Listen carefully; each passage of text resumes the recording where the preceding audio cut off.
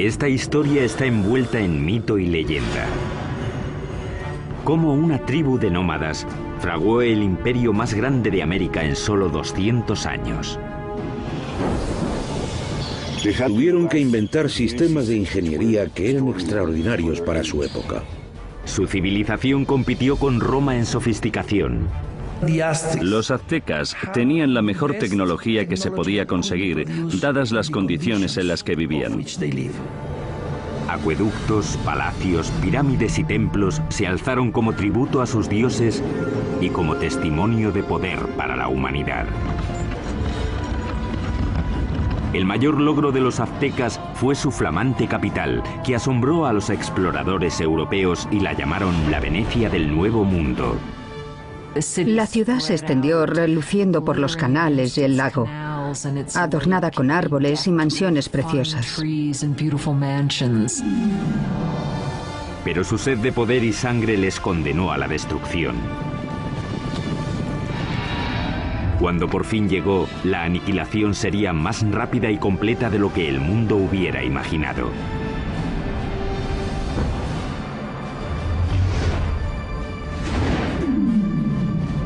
La construcción de un imperio, los aztecas. 1325 después de Cristo, centro de México, cerca de la Ciudad de México actual. Una chica joven, una adolescente, celebra su inminente boda. Es la hija de un rey tribal y está a punto de unirse a una tribu nueva que ha sido invitada a su reino. La tribu es conocida ahora como los aztecas. Como parte del ritual, 5 nobles aztecas la llevan a un antiguo templo para la ceremonia. Pero cuando llegaron arriba, los nobles la apartaron del altar y la pusieron sobre una losa que había ante el templo que se usaba para los sacrificios. Le sujetaron los pies y las manos mientras el 5.º hombre levantaba un cuchillo de obsidiana en el aire. Con un movimiento rápido le abrió el pecho y extrajo el corazón que aún latía.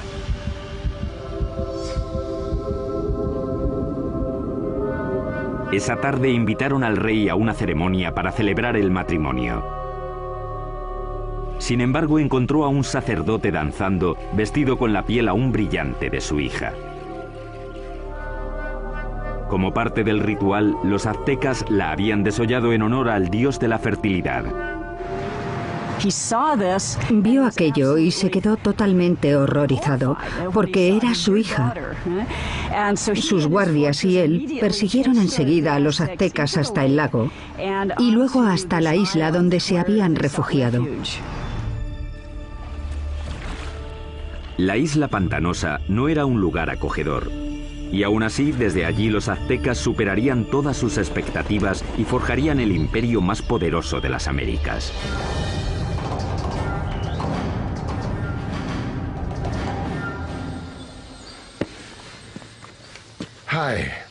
Hola, soy Peter Weller. Cuando pienso en los aztecas, pienso en gente elegante con unos bonitos adornos en el cuerpo y el pelo. Y pienso en una canción de Neil Young sobre Moctezuma y Cortés. Pero también pienso en cuchillos de obsidiana abriendo cavidades pectorales y en manos sacando corazones sangrantes y mostrándolos en alto. La mayoría de los sacrificios aztecas se hacían en un templo en la cima de una pirámide de piedra como esta. Los aztecas pensaban que sin esas ofrendas el sol dejaría de salir y el universo moriría. La historia azteca es una mezcla de hecho y mito, aunque sí sabemos que ese asesinato, con lo horrible que fue, no solo marcó el comienzo del imperio azteca, sino que literalmente marcó el lugar donde empezaría a surgir. La isla a la que los aztecas fueron desterrados tras el desastroso sacrificio de la princesa estaba en el lago Texcoco, el más grande de 5 lagos interconectados que cubren un valle de 65 por 112 kilómetros. Hoy en día este valle enorme y abierto rebosa lo que es la Ciudad de México moderna, una de las ciudades más grandes del mundo. Pero hace 700 años la isla estaba tan empantanada que nadie la había reclamado. Pero mientras miraban el lago, el líder azteca Tenoch anunció a sus seguidores que había visto un águila posada en un cactus en mitad del lago, una señal de los dioses de que habían encontrado su hogar. Llamarían a su ciudad Tenochtitlán. La vida fue dura para los aztecas los primeros años de Tenochtitlán, pero tenían una visión. La visión de una ciudad poderosa modelada en una ciudad antigua y legendaria a solo 40 kilómetros de allí.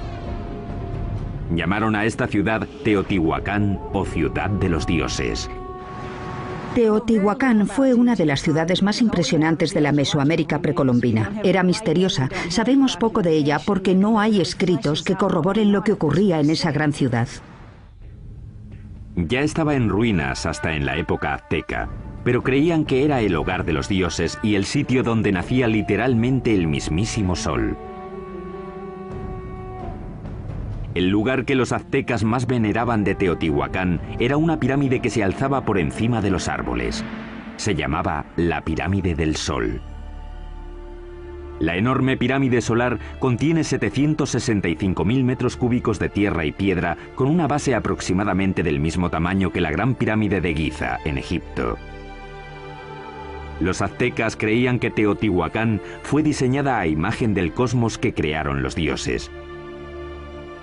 Fue esa imagen la que intentarían reproducir en la construcción de su nueva ciudad, Tenochtitlán. El que aceptó el reto fue un jefe azteca llamado Acamapichtli. En 1376 se embarcó en un plan ambicioso para hacer una ciudad muy avanzada en Tenochtitlán. Pero había un problema.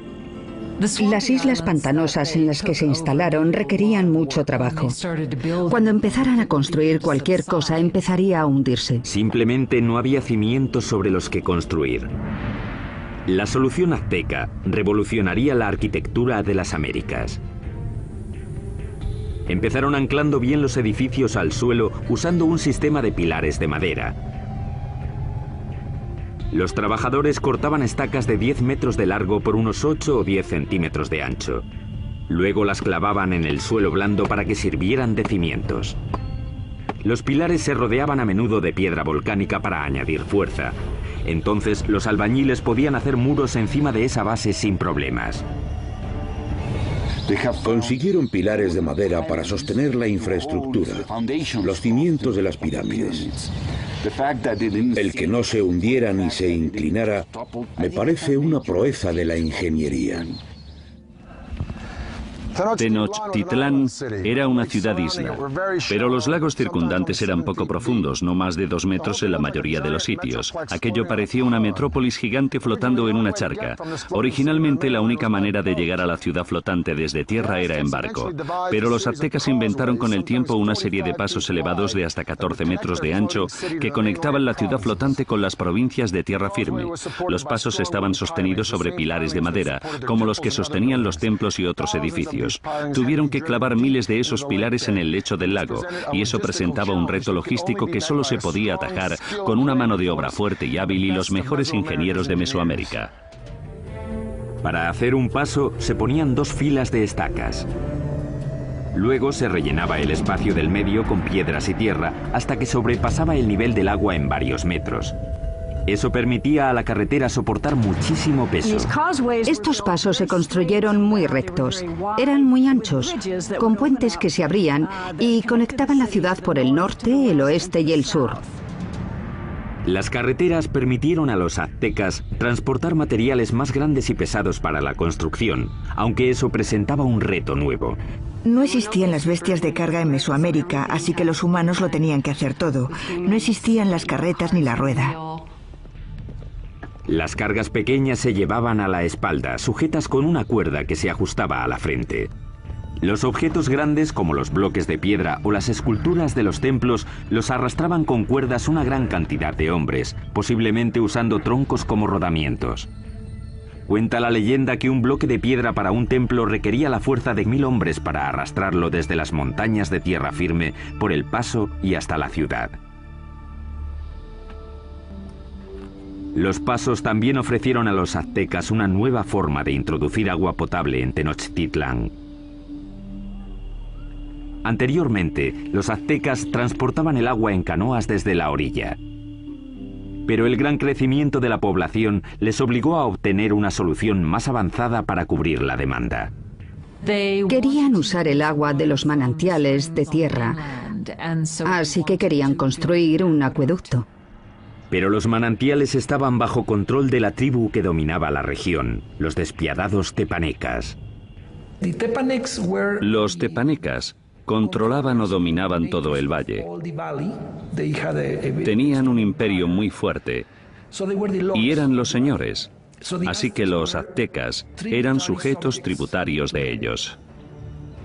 Mientras crecía la población azteca, la tensión con los tepanecas empezó a surgir. Los aztecas decidieron dar un ultimátum que podría cambiar el equilibrio de poder en la región. La gente de Tenochtitlán no solo exigían a los tepanecas que les dieran el agua, sino que exigían que ayudaran a construir el acueducto. La respuesta de los tepanecas fue rápida y brutal. El rey tepaneca Maxtla envió asesinos que mataron al jefe azteca a sangre fría. Fue la gota final. Tras décadas de dominación, los aztecas se movilizaron y se levantaron contra sus caciques despiadados. E iniciaron una serie de ambiciosos proyectos de construcción alrededor de la ciudad-isla que les valdría la reputación de mejores ingenieros de las Américas.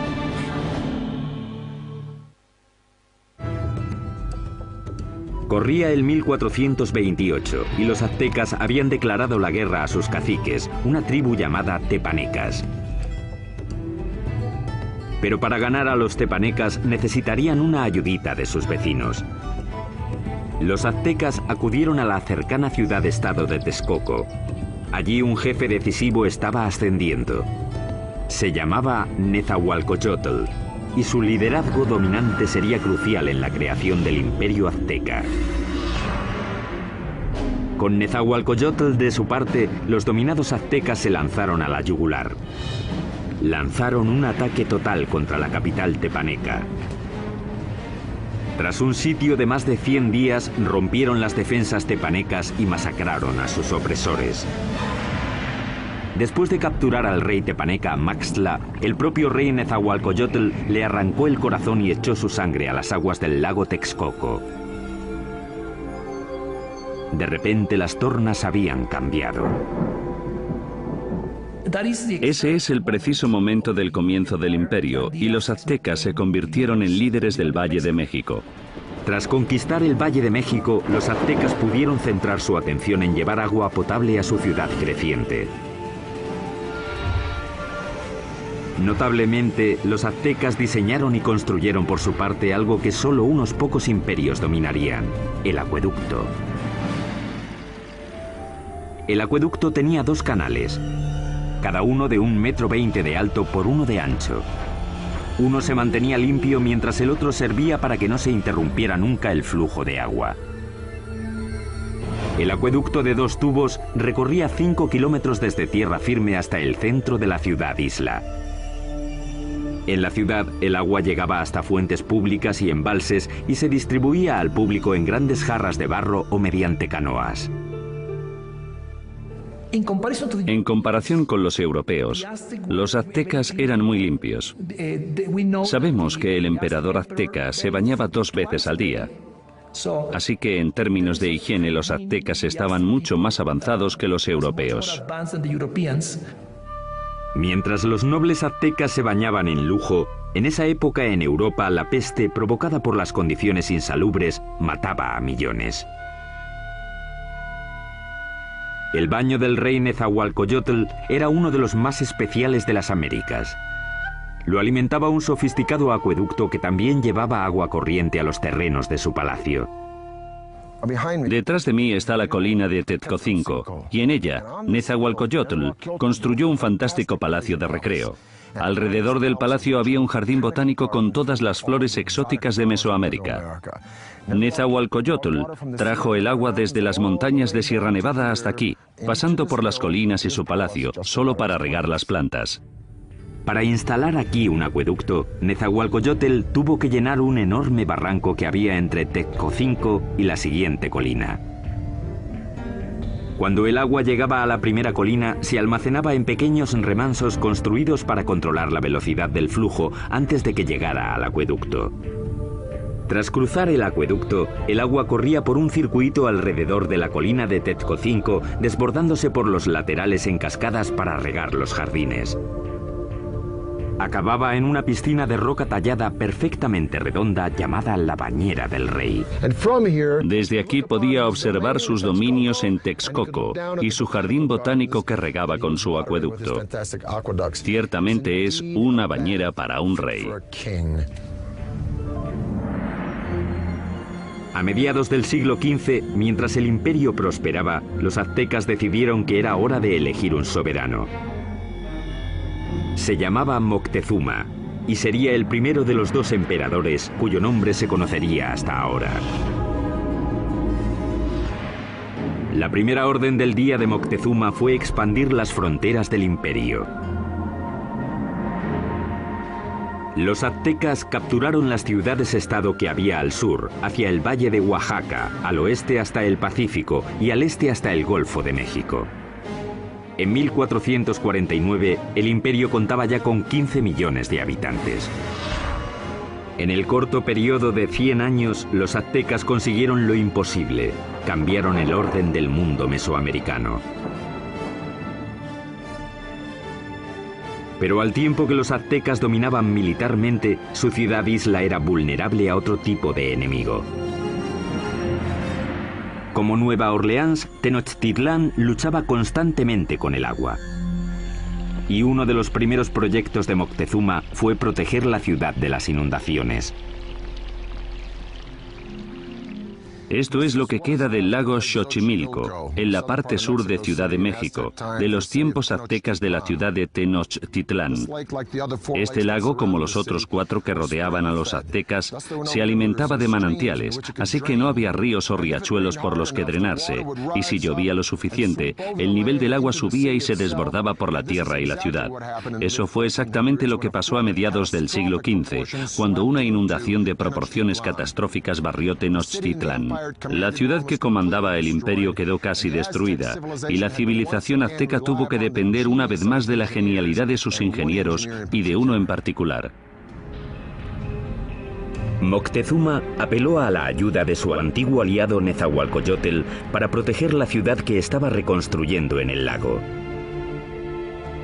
Nezahualcóyotl diseñó algo que le convertiría en el mejor ingeniero del continente. Su plan era crear una zona de seguridad alrededor de la ciudad con un enorme dique que protegería Tenochtitlán y a sus habitantes. Fue diseñado para ser mayor que ninguna otra obra que hubiera en las Américas en ese momento, con una longitud de 16 kilómetros al este de la ciudad desde el extremo sur del lago y hasta el norte. Los muros fueron un trabajo de cestería, hechos de palos, juncos, piedras y tierra. Como el lago era poco profundo, el dique solo tenía 3,70 metros de alto, aunque el ancho era de 8 metros. Nezahualcóyotl remató el dique con compuertas, seguramente puertas de madera, que se podían subir o bajar para controlar el nivel del agua. El dique también sirvió para otro propósito, proteger el suministro de agua. Era importante construir algún tipo de mecanismo de protección para evitar que se mezclase el agua salada con el agua dulce de la parte oeste del lago. Napoleón dijo, un ejército marcha sobre el estómago. Es fácil suministrar comida de sobra para los civiles durante el desarrollo crítico de cualquier civilización, pero los aztecas perfeccionaron un método único no solo para proporcionar mucha comida al pueblo civil, sino para impulsar la expansión militar del imperio. Esta solución revolucionaria se llamó chinampas, un sistema que les permitió crear literalmente tierra nueva para cultivar y para vivir. Si vas a hacer una ciudad de cualquier tamaño, tienes que proporcionar espacio, así que lo que ellos hicieron fue construir esas chinampas en el lecho del lago. Básicamente una chinampa es una isla artificial construida en el lago. Parecían campos de fútbol estrechos, de unos 90 metros de largo por unos 10 metros de ancho. Una chinampa se hacía tejiendo una red de palos que flotaba en el agua y apilando juncos y hierbas encima. Después se sacaba fango del lecho y se ponía encima de los juncos para formar la chinampa. Entre 4 y 6 hombres tardaban 8 días en construir una chinampa media. Estaban conectadas a la ciudad por canales navegables gigantescos que miles de hombres tardaban meses en hacer. Una chinampa como esta podía producir hasta 7 cosechas al año, mientras que un agricultor en tierra firme podía cosechar 1, 2 o quizá 3 veces como mucho. Cuando una cosecha estaba lista para que la recogieran en una chinampa, los brotes de la siguiente ya estaban saliendo del fango que estaba extendido en un barco adyacente a la chinampa. Entonces, cuando los brotes estaban listos, se llevaban a la chinampa y el ciclo se repetía una y otra vez en cientos de chinampas. Fue esta tecnología lo que hizo que Tenochtitlán pasara de ser una ciudad tribal más en el siglo XIV a una ciudad-estado dominante y próspera. Con la infraestructura de la ciudad lista y enormes tierras bajo su control, los aztecas extendieron las fronteras de su imperio más que nunca. Crearon una red de carreteras muy extensa, superautopistas aztecas. Pero al tiempo que el imperio crecía, también lo hizo la práctica de sacrificios humanos. Muy pronto ríos de sangre corrían por las calles de Tenochtitlán.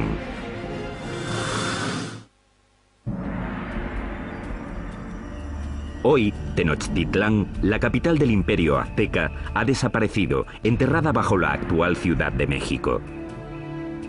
Pero hace 700 años era una capital brillante en ascenso, construida por ingenieros avanzados y liderada por emperadores exuberantes. A finales del siglo XV, la demografía azteca había explotado. Su siguiente gran emperador lanzaría una serie de conquistas que competirían con cualquiera de la historia.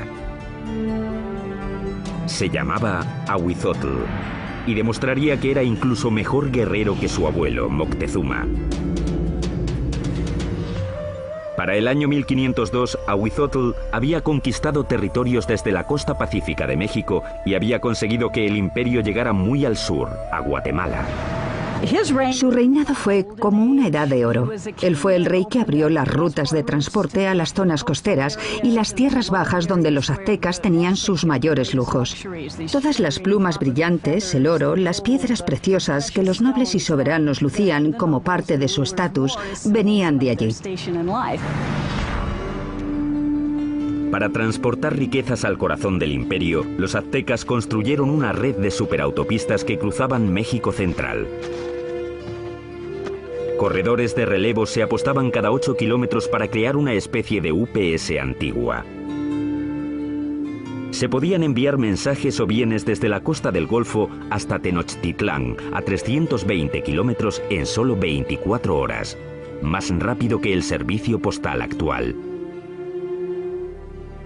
Con el imperio en su esplendor, los aztecas de Ahuizotl se embarcaron en el mayor proyecto de construcción, una enorme pirámide en el mismo centro de Tenochtitlán, el símbolo del poder absoluto.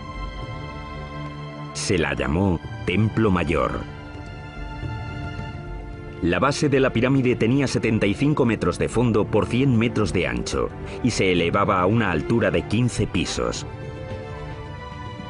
Había al menos 117 escalones en 2 escaleras que subían 60 metros y que llevaban a 2 templos en honor a los dioses de la lluvia y de la guerra. El templo se reconstruyó en el mismo lugar 7 veces, comenzando en 1325 con la fundación de la ciudad. La pirámide crecía al tiempo que lo hacía el imperio. Cada piso simplemente se añadía encima del piso anterior. El templo mayor se construyó principalmente con una piedra llamada tezontle, que es volcánica y pesa muy poco. Eso evitaba que el templo se hundiera. Para los suelos y paredes, los aztecas aplicaron un revoque de cal, que era una especie de cemento. Algunos ejemplos encontrados hoy son tan duros como el cemento moderno, incluso después de 500 años. Los albañiles aztecas trabajaron durante décadas para completar su monumento a los dioses. El templo estuvo enterrado hasta 1978, cuando la compañía eléctrica cavó una zanja y descubrió accidentalmente una enorme piedra tallada y las ruinas del templo con ella. El disco tiene 3,5 metros de diámetro, pesa 20 toneladas y representa el cuerpo desmembrado de la diosa Coyolxauhqui. Coyolxauhqui era la diosa de la luna, y su hermano la mató porque se quedó embarazada de una forma vergonzosa. Los aztecas no eran nada mojigatos. De hecho, los nobles tenían muchas mujeres y concubinas. Pero entre el populacho, sobre todo las mujeres, el adulterio estaba prohibido y se castigaba severamente, a menudo con la muerte. Según la leyenda, el hermano de la diosa de la luna le cortó la cabeza y tras decapitarla tiró el cuerpo por una colina. Los aztecas representaban este asesinato literalmente y a menudo en festivales durante todo el año. Decapitaban a sus víctimas en la cima de la pirámide y luego tiraban los cuerpos por las escaleras hasta la gran piedra de abajo. Para los romanos, el tesoro más preciado era el oro. Para los egipcios era el más allá. Para los aztecas era la sangre humana. Creían que tenía que haber reciprocidad con los dioses, así que tenían que agradecer a los dioses dándoles lo más preciado que tenían, que era la sangre humana. Los aztecas la llamaban agua preciosa y creían que si los dioses no la recibían en grandes cantidades, el mundo acabaría en apocalipsis. Adornar los muros interiores de los templos con sangre humana fresca era práctica común. Y el olor tenía que ser horrible. Para dedicar su expansión del gran templo, el emperador Azhuitzotl hizo un sacrificio en masa. Las cabezas de las víctimas se expusieron con orgullo en estantes alrededor del templo. Según las crónicas, dicen que sacrificaron a 20.000 personas. Desde un punto de vista práctico y desde un punto de vista científico, parece imposible. Así que creo que la crónica, que la escribieron fuentes españolas, quería decir que a sus ojos había muchos. Durante el reinado de Azhuitzotl, las sangrías se dispararon. La vida en Tenochtitlán se convirtió en una orgía de muerte. Llevaban tanto a amigos como a enemigos para presenciar los sacrificios. Siempre eran sacrificios rituales, siempre son eventos, pero también eran declaraciones políticas, una forma de intimidación. En el momento de la muerte de Azhuitzotl, los aztecas habían institucionalizado los sacrificios y habían convertido los asesinatos en el campo de batalla en un arte. Eran los guerreros más feroces de América, una élite que tendría un espectacular templo dedicado. Pero ni siquiera ellos estaban preparados para la guerra de los mundos que les iba a caer encima.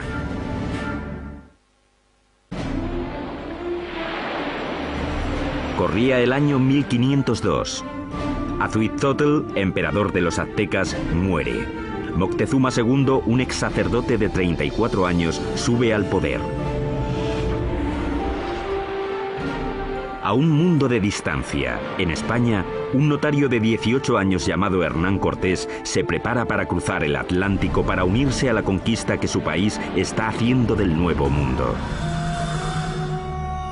El imperio azteca está en su cenit.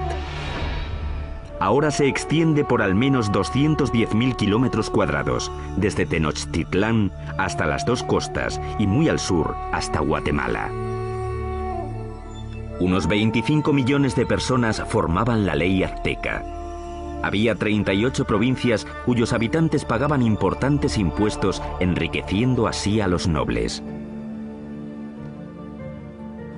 La ciudad se extendió, reluciendo por los canales y el lago, adornada con árboles y mansiones preciosas. Y Moctezuma II lo presidía todo.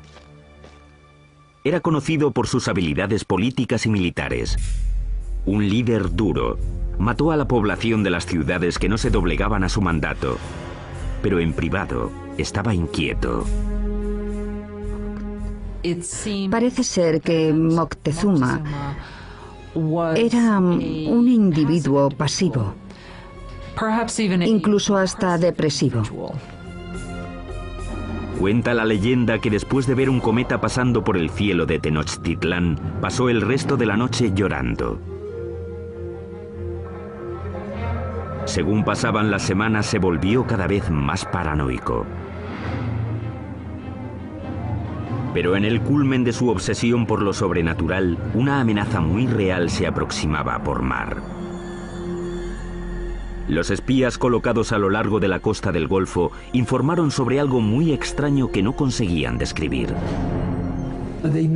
No habían visto un barco en su vida, así que no tenían una palabra para describirlo. Por eso los indios se refirieron a los barcos como montañas que se mueven por el agua.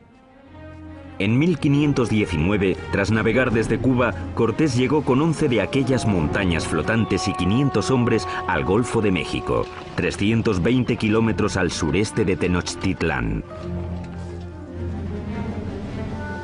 Las tribus quedaron atónitas ante aquellos hombres con armaduras de metal y animales que no conocían.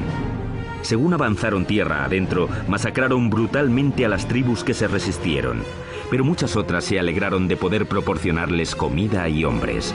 Una de las formas que uno de los jefes locales de la costa del Golfo utilizó para agradar a Cortés y su compañía fue con un grupo de mujeres que no solo estaban allí para las labores caseras, sino también, claramente, para hacer de cortesanas, para proporcionarles servicios sexuales. Pero entre las concubinas, una en particular llamó la atención de Cortés.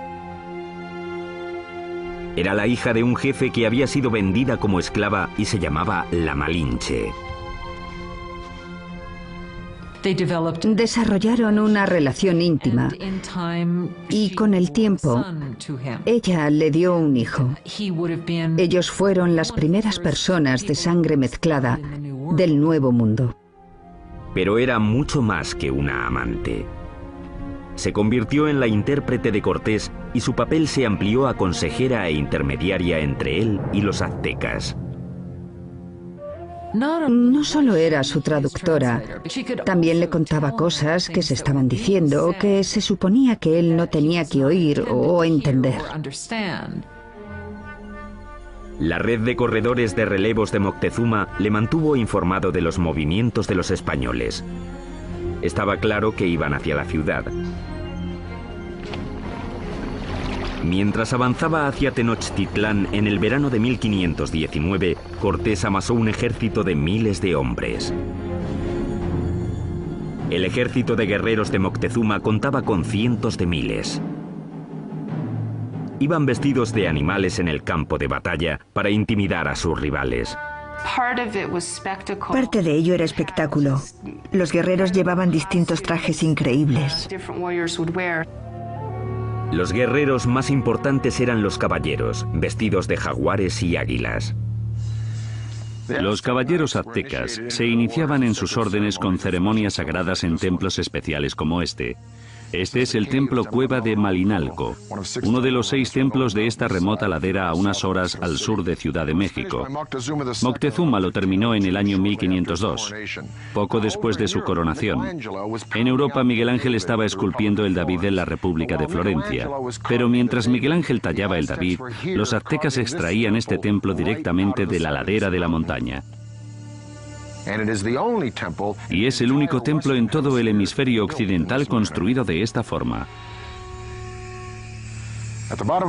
Al final de las escaleras de Coalcali se encuentran las esculturas de dos jaguares. A los lados de las puertas yacen los restos de dos guerreros. La puerta representa la boca abierta de una serpiente gigante. Literalmente se puede ver la lengua saliendo del templo. Los aztecas creían que esta era la entrada al centro de la tierra. Los guerreros privilegiados venían aquí, entraban en la sala con esculturas de águilas, les perforaban la nariz y ofrecían sangre en sacrificio para Huitzilopochtli, el dios de la guerra. Pero esta no sería, ni mucho menos, la última vez que los guerreros aztecas vendrían a dar su sangre. El primer encuentro entre Cortés y Moctezuma sería pacífico. Pero el conquistador sabía que un choque enorme y sangriento entre el viejo mundo y el nuevo mundo tendría lugar pronto. Y la aniquilación que tuvo lugar sería uno de los acontecimientos más aterradores de la historia de las Américas.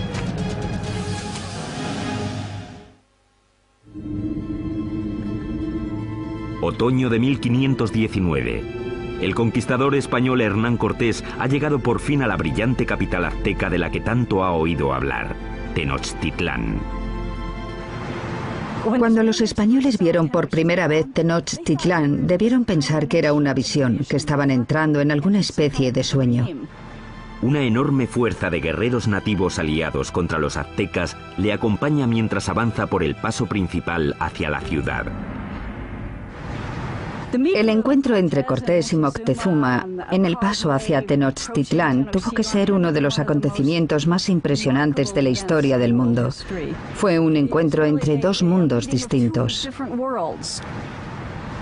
Cortés le ofreció la mano, pero en cuanto lo hizo, los nobles que atendían a Moctezuma le empujaron diciendo: no, no, no, es una indignidad total. Nadie toca a Moctezuma, el gran señor de la tierra. El encuentro de los dos mundos fue pacífico, pero lleno de tensión. Moctezuma en ese momento ya se había vuelto impulsivo y propenso a las crisis de histeria.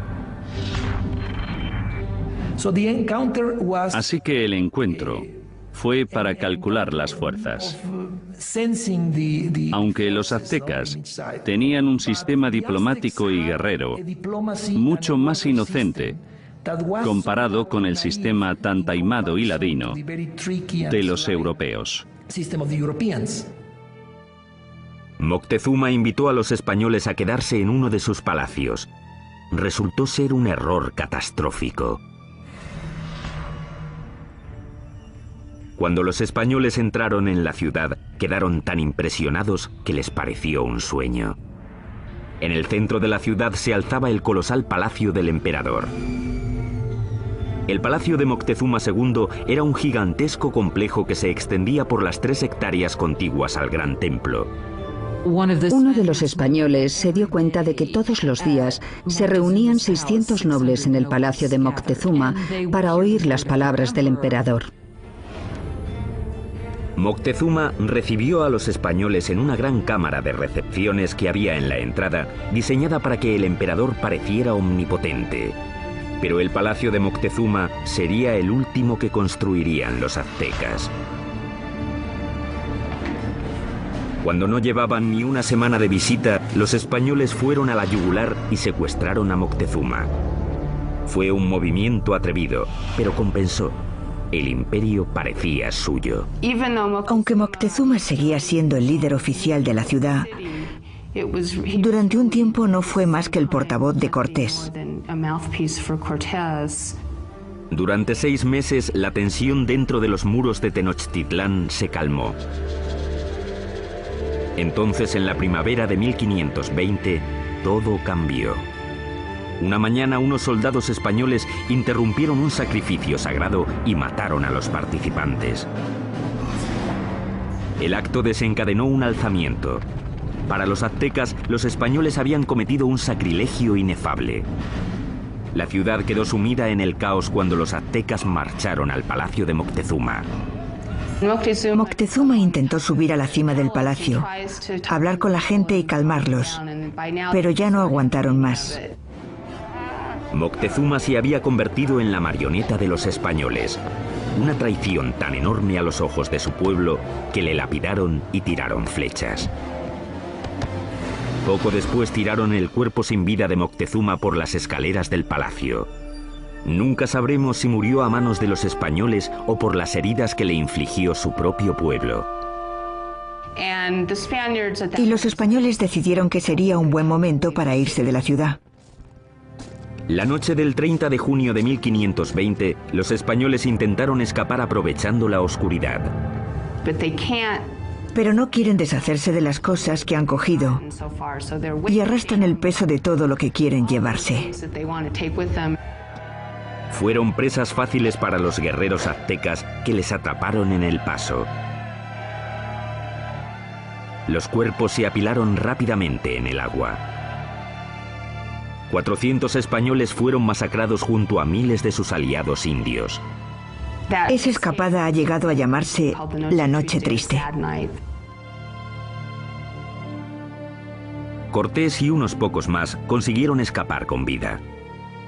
Los españoles acabarían destruyendo la brillante ciudad de Tenochtitlán. Empezarían cortando la línea vital de la ciudad, el acueducto. Mientras cientos de miles de personas dentro de los muros de la ciudad estaban sin agua, Cortés creó un bloque alrededor de Tenochtitlán para que no recibieran suministros del exterior. Así que la idea del bloqueo era hacer que se rindiera la ciudad por hambre. Pero los aztecas tenían muchísima resistencia y no sería fácil vencerlos. Y lo que decidieron hacer fue lanzar un ataque por tierra y por mar. Durante siglos, el lago que rodeaba Tenochtitlán había constituido una barrera contra los invasores, pero Cortés encontraría una forma de evitarla. Hizo que miles de sus aliados indios transportaran los barcos en piezas atravesando las montañas para montarlas y lanzarlas al lago. Mayo de 1521. Cortés lanza su gigantesco ejército en un ataque final y decisivo contra Tenochtitlán. 600 españoles, incluyendo 100 caballeros y hasta 50.000 aliados indios, se enfrentaron a los defensores aztecas de la ciudad sobre los pasos.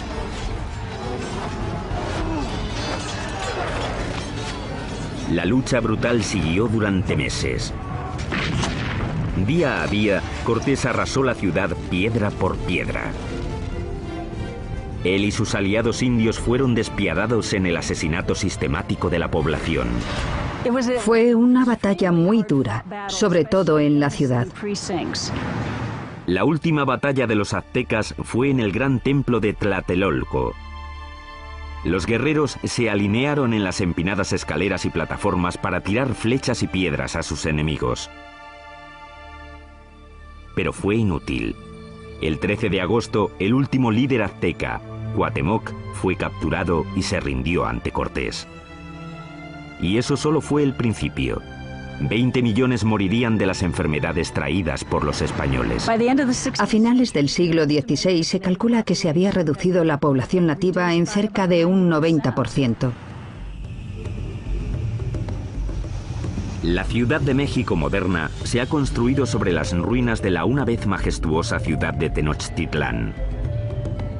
Los españoles la arrasaron durante la construcción de su propia ciudad colonial y hasta usaron piedras del Gran Templo para hacer la catedral que aún se alza al lado de las ruinas del templo.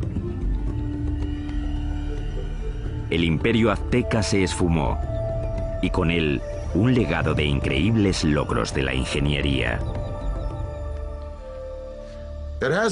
Ha quedado claro, por sus sofisticados sistemas de urbanismo, agricultura y suministro de agua, que los aztecas se alzaron entre los grandes imperios más avanzados del mundo.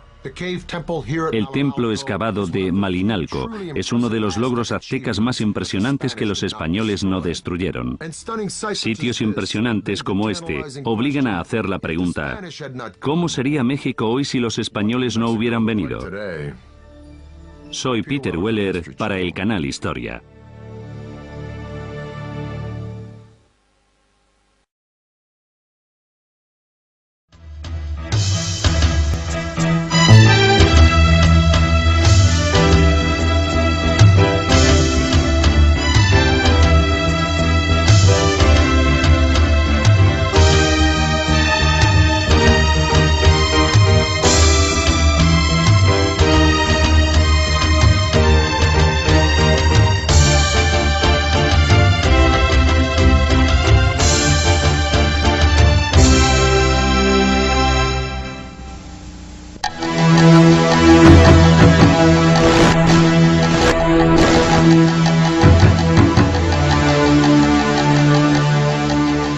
Yo canto las pinturas del libro.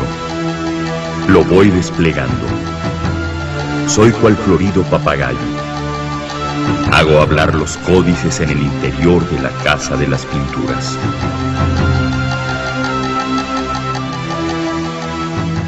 Fueron siglos de esplendor, de grandeza y de florecimiento cultural. Pero también fueron tiempos de numerosas guerras y conquistas, en los que pueblos poderosos sojuzgaban a otros débiles. Con el paso del tiempo, las glorias de estas civilizaciones quedaron atrás. Como fieles testigos de ese pasado grandioso, han permanecido infinidad de evidencias arqueológicas. Es el espíritu de la antigua Mesoamérica y del México prehispánico. Es la historia del México antiguo, un mundo lejano que dejó su huella no solamente en objetos materiales como la arquitectura o la escultura, sino también en conceptos científicos, filosóficos y religiosos vertidos en documentos pictográficos.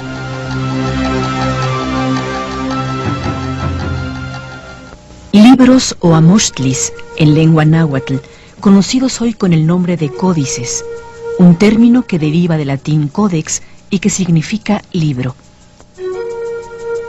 En los códices nuestros antepasados registraban acontecimientos históricos, conocimientos científicos, creencias religiosas y gran parte de su cosmovisión. Sin duda, son los primeros libros del continente americano. De los numerosos códices prehispánicos, solo una veintena sobrevivieron milagrosamente hasta nuestros días. Algunos de ellos fueron llevados hacia España durante la conquista y posteriormente, entre los siglos XVIII y XIX, se dispersaron por otros países europeos. Tras la conquista, durante la época virreinal, se continuó con la tradición indígena de confeccionar códices. Su fin principal era acreditar y legalizar la tenencia de la tierra, aunque se realizaron algunos otros para fines de herencias, cacicazgos y tasaciones. Por primera vez apareció un documento mixto donde se mezclan elementos indígenas y europeos. Al igual que los códices prehispánicos, los virreinales se consideran testimonios históricos fundamentales. En ellos se puede encontrar información sobre las transformaciones que sufrieron las culturas indígenas durante la dominación española. También se encuentran en ellos reminiscencias de los tiempos anteriores a la conquista.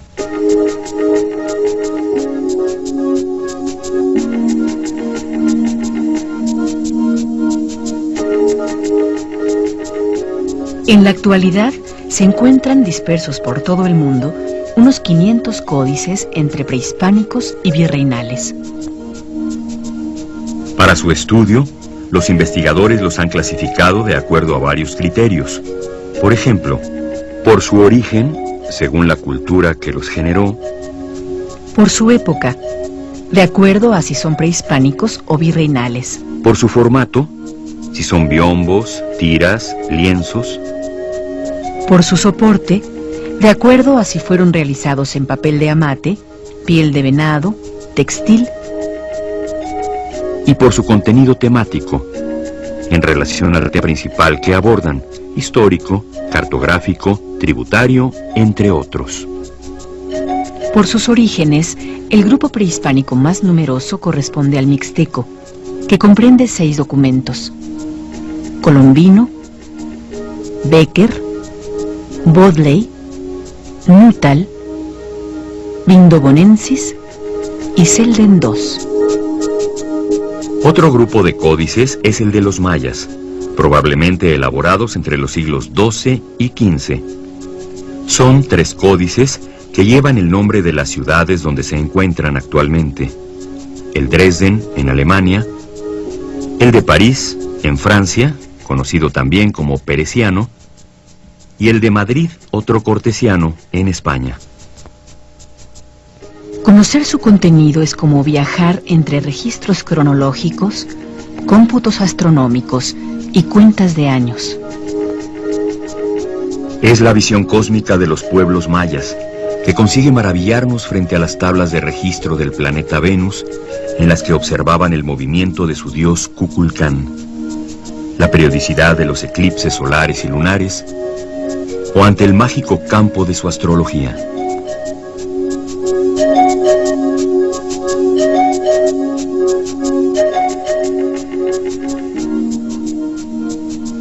Al último grupo de manuscritos de elaboración prehispánica pertenecen 2 códices mexicas denominados Tonalámatl de Obán y Borbónico. Entre músicos y danzantes podemos ver a sus divinidades, a los sacerdotes y guerreros en plena acción, ceremonias destinadas a rendir culto a los dioses. Pero la transformación social del virreinato amplía este recorrido iconográfico. El contenido de los nuevos documentos nos lleva a descubrir multitud de aspectos.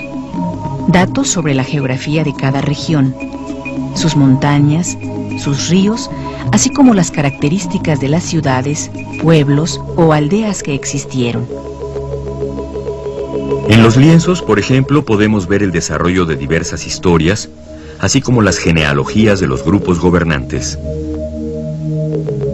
También nos aportan aspectos económicos y de organización social, como los censos y la distribución de las tierras, datos fundamentales para la comprensión de la etapa virreinal.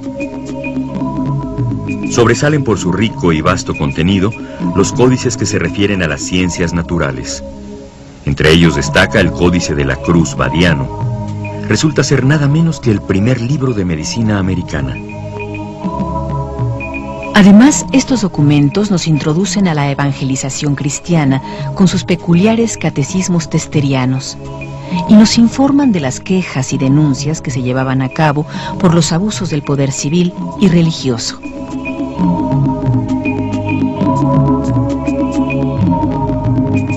La mayoría de los documentos prehispánicos fueron pintados por ambas caras, y en casi todas las imágenes podemos advertir la técnica empleada por el tlacuilo. El diseño comenzaba con un primer contorno o perfilado en color negro. Una vez delimitada la figura, los espacios internos se cubrieron con tintas planas, utilizando una amplia gama de colores, donde despuntan las tonalidades rojizas, aunque algunos se quedaron sin color con el simple perfil en negro. Por lo general, las representaciones son sencillas y nos muestran claramente las diversas escuelas y tendencias.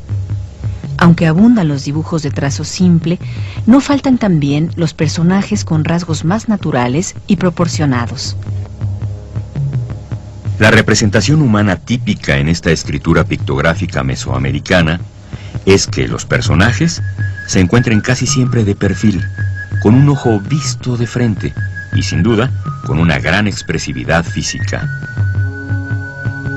El sentido de la lectura de los códices es diversa. Esta depende de la época y el lugar donde fueron realizados.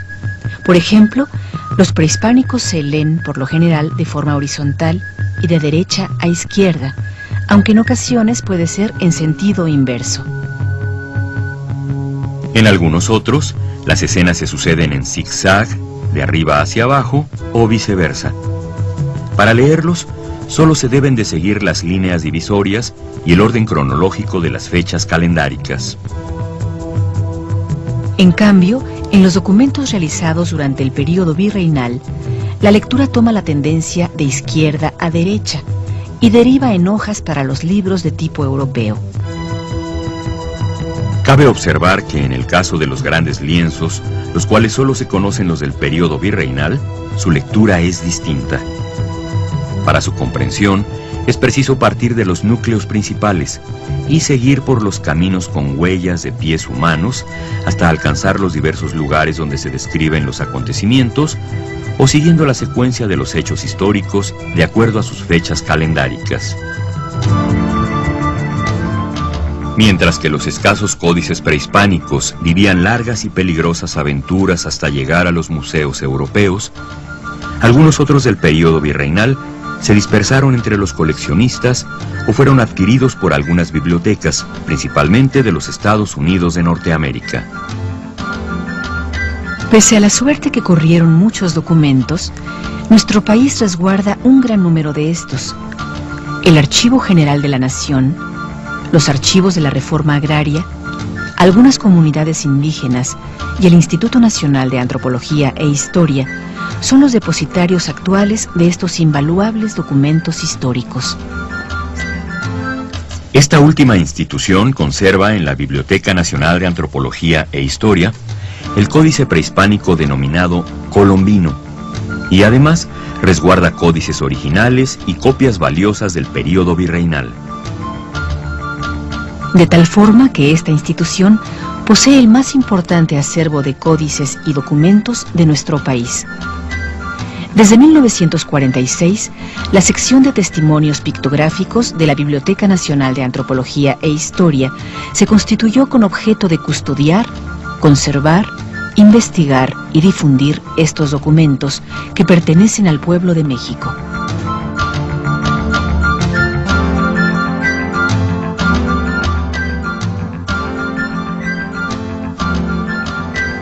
Los códices son un testimonio pictográfico que conserva la historia y el pensamiento filosófico del México antiguo. Auténticas obras de arte y fuentes de primera mano que conservan la magia, la religión y la ciencia de nuestros antepasados. Un legado cultural que hemos de conservar para las futuras generaciones. En suma, un patrimonio de México para la memoria de la humanidad.